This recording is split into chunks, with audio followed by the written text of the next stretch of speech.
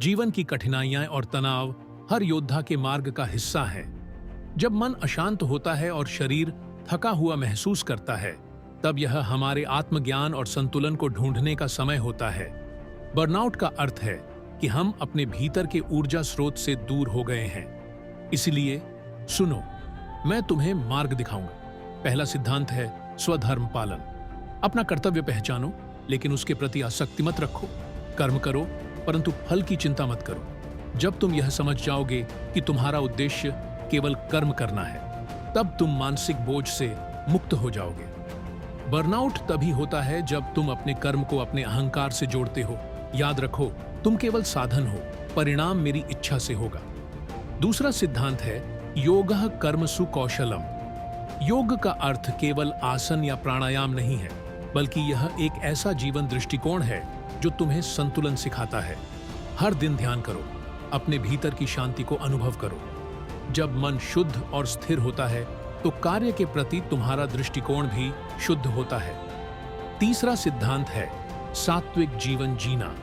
अर्जुन, तुम्हारे आहार, विचार और दिनचर्या का तुम्हारे मन और शरीर पर गहरा प्रभाव पड़ता है।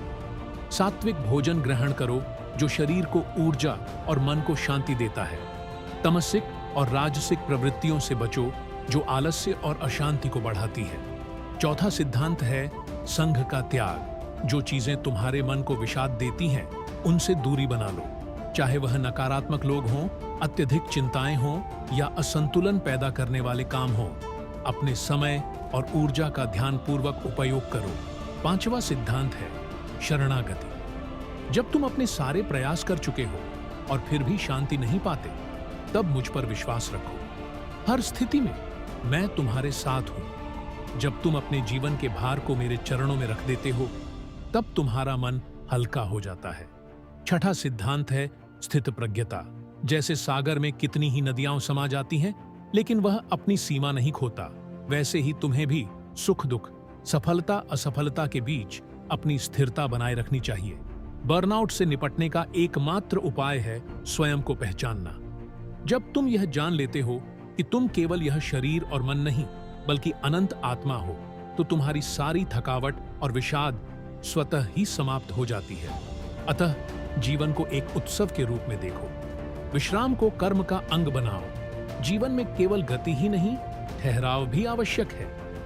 ध्यान करो, साधना करो और हर कार्य को पूर्ण निष्ठा से करो, परंतु फल की आसक्ति से मुक्त होकर।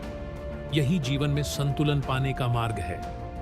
अब उठो और अपने जीवन को नई ऊर्जा और दृष्टिकोण से जीने का संकल्प लो।